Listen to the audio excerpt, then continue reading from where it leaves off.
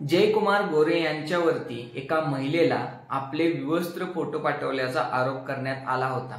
या विरोधात जयकुमार गोरे यांनी हे प्रकरण जुनं असून या प्रकरणात कोर्टाने माझी निर्दोष सुटका देखील केला आहे असं म्हटलं होतं।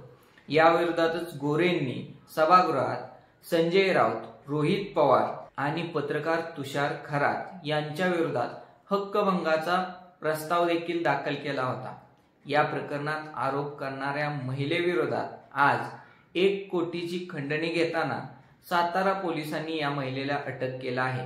या महिलेने जयकुमार गोरे यांच्यावरती अनेक आरोप केले होते, तसेच त्यांच्या विरोधात कोर्टात याचिका देखील दाखल केली होती। मात्र या प्रकरणात जयकुमार गोरे यांना काही वर्षापूर्वीच निर्दोष मुक्तता दिली आहे आणि याच प्रकरणात सातारा पोलिसांनी 3 कोटीची खंडणी मागितल्याने व 1 कोटीची रक्कम स्वीकारताना या महिलेला अटक केली आहे। हीच ती रक्कम आहे जी सातारा पोलिसांनी खंडणी स्वीकारताना हस्तगत केली आहे।